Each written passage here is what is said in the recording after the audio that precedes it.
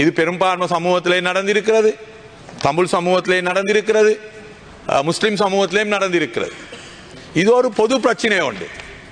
அந்த பொது பிரச்சனையை பேசாமல் ஒரு சமூகத்துக்கு மற்றும் அதிலே குத்தத்தை முன்வைத்து பேசுறது என்றால் அது பின்னால வேறொரு தாக்கங்கள் திட்டங்கள் இருக்கேலும். யாரும் இன்னொரு இனத்துடைய உரிமைகளுக்கு பாதிக்கு வரக்கூடிய கருத்துக்கள் முன்வைக்கிறதும் இல்லை, இன்னொரு இனத்துக்கு எதிரான கருத்துக்கள் முன்வைக்கிறதும் இல்லை. அதனால ஒரு சிறுபான்மை மக்களுடைய பிரதிநிதியாக இருந்து கொண்டு இன்னொரு சிறுபான்மை மக்களுக்கு எதிராக அவர்களுடைய கருத்தை தெரிவிக்கிறது நான் நினைக்கிறேன் அவருக்கு வாக்களித்த மக்களுக்கு செய்கிற ஒரு அவமானம் என்று நான் நினைக்கிறேன்.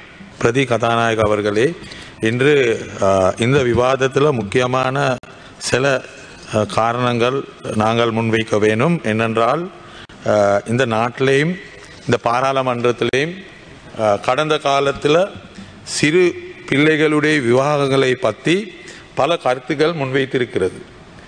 நாங்கள் அண்மையிலே கண்டோம், எங்களுடைய இப்போது பாராளுமன்றத்தில் இருக்கக்கூடிய அமைச்சர் ஒருவரும் பாராளுமன்றத்துக்கு வர முந்தியும் அவர்களும் இந்த கருத்தை முன்வைத்திருந்தார்கள். அதே போல் இந்த பாராளுமன்றத்தில் இருக்கக்கூடிய கௌரவ அர்ச்சுனா அவர்களும் இப்போ 2 வாரத்துக்கு முன்னால் இந்த சிறு பிள்ளைகளுடைய விவகாரங்களை பற்றி முஸ்லிம் சமூகத்தை நோக்கி முஸ்லிம் சமூகத்துக்கு குற்றச்சாட்டி முஸ்லிம் சமூகத்திலே தான் கூடுதலான சிறு பிள்ளைகளுடைய விவாகங்கள் நடக்கிறது என்று பல கருத்துக்கள் அவர் முன்வைத்தார்.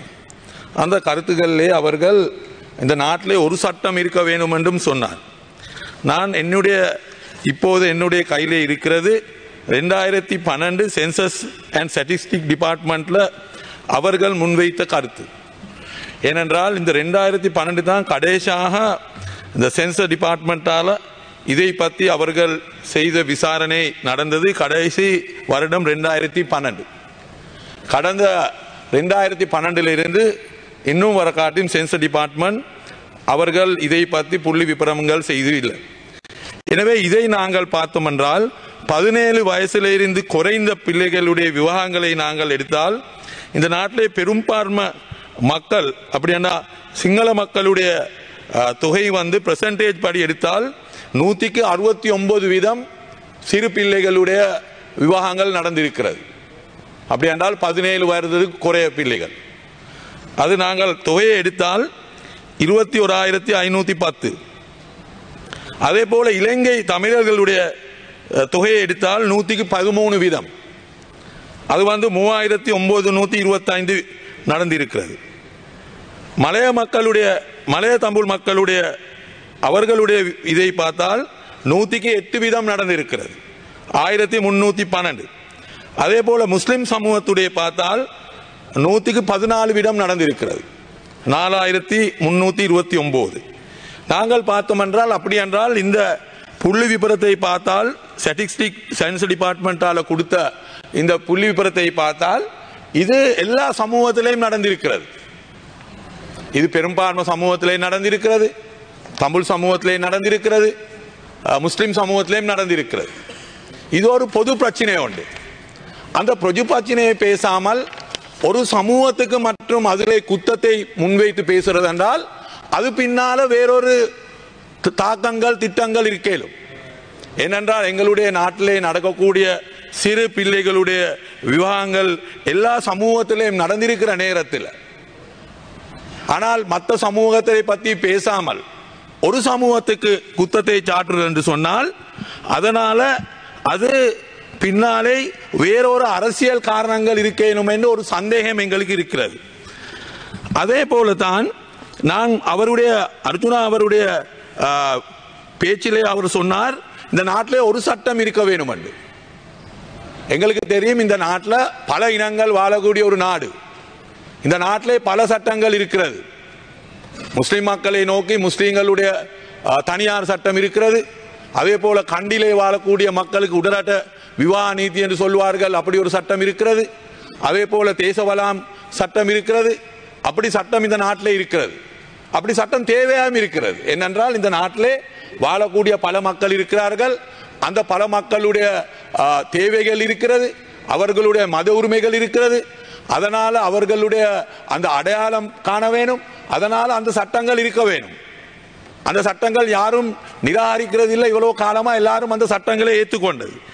ஆனா நாங்கள் கன்றோம் அண்மை காலத்தில் இந்த அர்ஜுனா கௌரவ உறுப்பினர் அவர்கள் இதை எதிர்த்து கொண்டே பேசிக்கொண்டு வரார்கள். நான் அவர்கள்கிட்ட நாங்களும் கேட்க விரும்புகிறோம், அப்படியாண்டா தேசவலாம் சட்டமும் தேவையில்லையா இந்த நாட்டில்? நீங்கள் தேசவலா சட்டத்துக்கும் எதிராக இருக்கிறீங்களா? நீங்கள் தேசவலாம் சட்டத்தை இந்த நாட்டில் இருந்து நீக்க வேணும் என்று நீங்கள் சொல்றீங்களா? அதனால அதுக்கு அவர்கள் பதில் கூற வேணும். அதனால இப்போது நாங்கள் பார்த்தோம் என்றால் அவர்கள் ஒரு சிறுபான்மை சமூகத்துக்கு சேர்ந்த ஒரு உறுப்பினராக இருந்து கொண்டு இன்னொரு சிறுபான்மை சமூகத்துக்கு எதிராக பேசுறது மிக கவலைக்கூடிய ஒரு விஷயம். ஏனென்றால் இந்த நாட்டில் பாராளுமன்றத்தில் பல தமிழ் உறுப்பினர்கள் இருந்திருக்கிறார்கள், இப்போ உறுப்பினர்கள் இருக்கிறார்கள், வடக்கை பிரதிநிதித்துவம் பண்ணக்கூடிய உறுப்பினர்கள், கிழக்கு மாகாணத்தை பிரதிநிதித்துவம் பண்ணக்கூடிய உறுப்பினர்கள். அப்ப அந்த உறுப்பினர்கள் எல்லாரும் அவர்களுடைய பிரச்சனைகள் இந்த பாராளுமன்றத்திலே முன்வைக்கிறது. யாரும் இன்னொரு இனத்துடைய உரிமைகளுக்கு பாதிக்கு வரக்கூடிய கருத்துக்கள் முன்வைக்கிறதும் இல்லை, இன்னொரு இனத்துக்கு எதிரான கருத்துக்கள் முன்வைக்கிறதும் இல்லை. அதனால ஒரு சிறுபான்மை மக்களுடைய பிரதிநிதியாக இருந்து கொண்டு இன்னொரு சிறுபான்மை மக்களுக்கு எதிராக அவர்களுடைய கருத்தை தெரிவிக்கிறது நான் நினைக்கிறேன் அவருக்கு வாக்களித்த மக்களுக்கு செய்கிற ஒரு அவமானம் என்று நான் நினைக்கிறேன். அவரை பாராளுமன்றத்துக்கு அனுப்பின மக்களுக்கு செய்கிற ஒரு அவமானம் அது. ஏனென்றால் இந்த நாட்டில் வாழக்கூடிய தமிழ் பேசக்கூடிய மக்களுக்கு பல பிரச்சனைகள் இருக்கிறது. பல பிரச்சனைகள் அது இந்த நாட்டிலே சுதந்திரம் கிடைச்ச நாளில் இருந்து இன்று வர காட்டியும் எத்தனையோ அரசாங்கம் இருந்திருக்கிறது. ஆனால் எல்லா அரசாங்கமும் பிரச்சனைகளுக்கு சரியான முறையிலே தீர்வு வழங்கில்லை. அதனால தான் இந்த நாட்டில் ஒரு யுத்தமும் உருவாவினது.